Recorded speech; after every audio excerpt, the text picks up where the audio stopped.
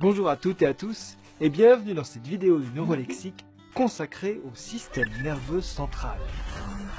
Sur le plan anatomique, le système nerveux central est constitué de deux éléments, l'encéphale et la moelle spinale, dont l'ensemble est aussi appelé névrax. En dehors de ce nom aux consonances de super vilain, pourquoi parle-t-on d'encéphale et pas de cerveau? En fait, l'encéphale est constitué de trois éléments. Le cerveau, c'est-à-dire les deux hémisphères cérébraux qui représentent la plus grande structure de l'encéphale. Puis le cervelet, qui se trouve sous le cerveau à l'arrière de l'encéphale. Et finalement, le tronc cérébral. La moelle spinale, quant à elle, est le prolongement de l'encéphale. C'est un cordon de tissu nerveux qui se développe à partir du tronc cérébral jusqu'à la région lombaire. D'une importance vitale, le système nerveux central est protégé par de l'os. Cet os recouvre l'encéphale au niveau de la boîte crânienne. La moelle spinale est protégée quant à elle par la colonne vertébrale dans ce que l'on appelle le canal rachidien. L'os n'est cependant pas la seule protection du système nerveux central. Le névrax est également enveloppé par des membranes isolantes que l'on appelle les méninges. Les méninges sont en fait un ensemble de trois enveloppes.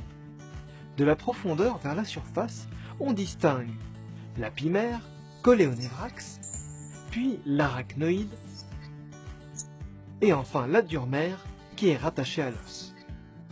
À l'intérieur des méninges se trouve également un liquide transparent dans lequel baigne le système nerveux central, le liquide cérébrospinal.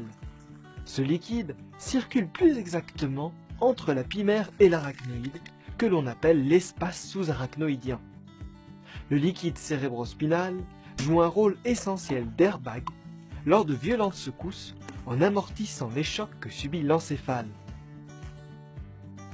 Lorsque l'on observe une coupe de névrax, nous pouvons distinguer deux coloris qui correspondent à deux types de tissus nerveux, la substance grise et la substance blanche. La substance grise comprend principalement les corps cellulaires des neurones, ainsi que leurs dendrites. La substance blanche, quant à elle, contient surtout les axones, donc les fibres nerveuses. Bon, finalement, à quoi sert le névrax? Alors non, le névrax ne vous donnera pas de super pouvoir. Mais il vous servira à contrôler votre corps. Il faut voir l'encéphale comme un centre de commande et la moelle spinale comme un système de relais, acheminant les messages nerveux entre le reste du corps et l'encéphale. La moelle spinale transmet les informations tant sensorielles que motrices. L'encéphale interprète ces informations, puis il envoie des commandes à la moelle qui va en exécuter les ordres. C'est ainsi que se termine ce neurolexique sur le système nerveux central.